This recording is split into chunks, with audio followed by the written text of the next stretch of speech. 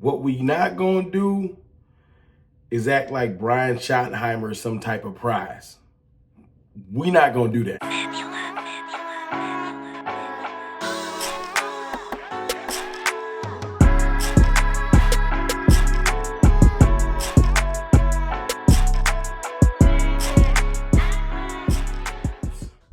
Good people.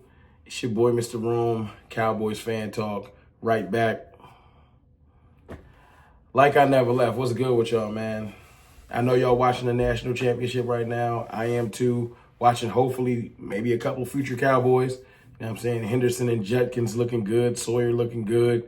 Like, Amika Ibuka looking good. There's some future Cowboys possibly out there on that field. Even the safety for Notre Dame, Watts. But this isn't a draft show, so we'll talk about that. We got plenty of time till April. Let's talk about Brian Schottenheimer and the reports out earlier today. This coaching search is driving me crazy. It's driving me crazy because something that I know is super important. Like, this will change the trajectory of this franchise. It's not something you can play with because the coach that you choose is probably going to be here bare minimum at least 3 years, 4 years, and the window of time right now, you have stars that are entering into their prime. Early on, CeeDee Lamb just turned 25 years old. Happy birthday, CD, by the way. Micah Parsons turned 25 this offseason. Young, with 5 to 7 years left of balling, right? But these next 3 years are like prime physical physique. Like I know that the 28 to 30, you start your mental catches, it get crazy. But this right now, these boys is balling. I know Dak Prescott is early 30s. Not late 30s like y'all act like. He's not 50. He's 31. But my point is, these young men have a chance to ascend. Even Trayvon Diggs, the forgotten one, because I know he's hurt, the forgotten one. This time is important. So the coach that you bring in, this is really going to be their coach they bond with the most. Early on, the Mike McCarthy years, they was learning football. Now they're becoming the veterans of the team.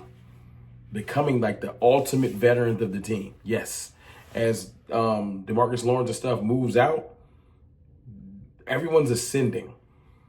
So if you bring in a coach to waste these 2 or 3 years because y'all playing, it's really going to set this franchise back even further. And I know we stressed out, man. Nothing goes right. Nothing's been going right. It's annoying. But this selection is important.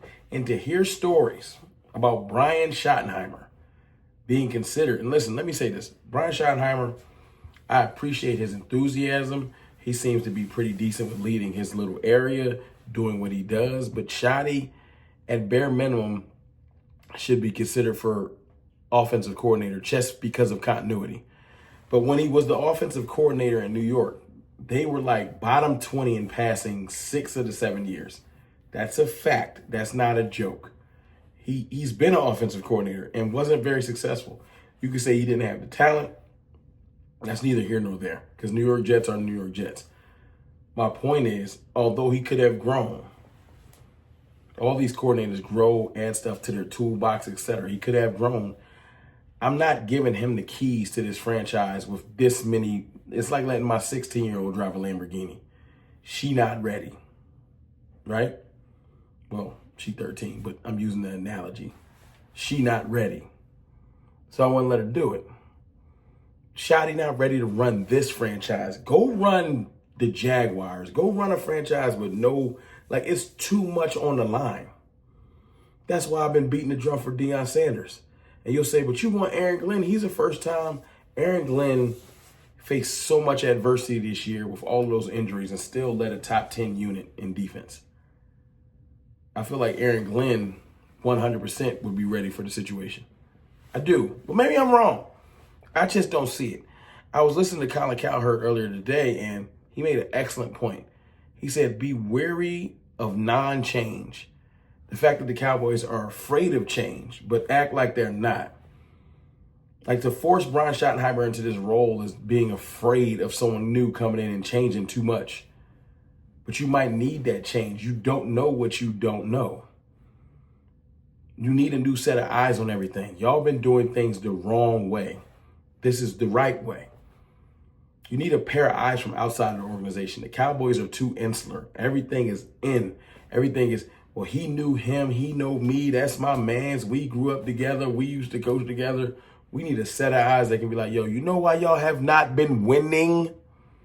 Because of this mistake and this mistake and this mistake. Let's do it this way and this way and this way. That's what we need. I'm tired of all the buddy, friendly stuff. It hasn't been getting us anywhere. It hasn't been getting us anywhere.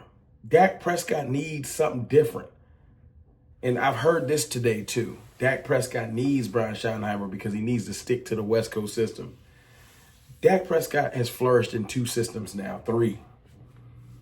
Jason Garrett wasn't running what Kellen Moore was running. Jason Garrett had his own system that he was running. It wasn't what Kellen Moore was running. Yeah, it was different. Kellen Moore brought in the digit system. Dak Prescott switched and flourished in that one. And then when he left, everyone's saying, well, dang, we going to the West Coast system. Can Dak adjust to it? That's where the whole Texas coast thing came from. It was a mixture of what Dak had been doing with Kellen, with what Mike McCarthy wanted to bring to the table. Dak wasn't a West Coast quarterback. Now y'all trying to put that on him. Just like Dak wasn't Kellen Moore type quarterback. He just adapted. Dak Prescott will adapt to the next system. He's adapted now 3 times. 3 times. He'll be fine. All that money he making, he'll be fine. I know I rarely bring up the money, but listen, he'll be fine. Now just pick the coach, the proper one, and let him get to work. But let's not do this whole baby in people situation. The defense might need to learn a new scheme. Oh, well. You can flip things in a year. I just saw the Commanders go from one of the worst teams in the NFL, I've said this, to one of the better teams in the NFL in 1 year. From whatever their wins was to 12-5. They almost took our body. Now they 12-5. Playing with confidence, moving with swagger. The Eagles had like the 29th, 30th ranked defense in multiple categories. 1 year with Vic Fangio and multiple rookies flip-flopped. Now they're top 1, 2, or 3 in multiple categories. It can be done.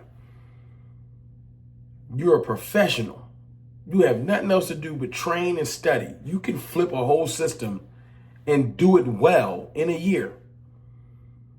But people make excuses. They don't want to say that. They want everything to be cuddly and all this extra. No, it's over for that. We need to switch that. So to round this back out, man, Brian Schottenheimer, no. I need somebody else. Looking at it, I was thinking it might be Brian Schottenheimer. I said, these 3 men are probably going to be your coaches. It's probably going to be Brian Schottenheimer, which makes me sick. Kellen Moore, which is like the betting favorite. Or Cliff Kingsbury, which apparently they want to interview, but will the Cowboys wait for that? I don't know. I'm completely convinced that the Cowboys are just throwing names out there to confuse us at this point. I really have no idea. I'm just going to keep holding out hope until the coach is selected that we select Dion. That's what I want. And I'm not going to get it. Just to be clear, I'm not going to get it. But you know what I'm saying? I'm going to just hold out hope.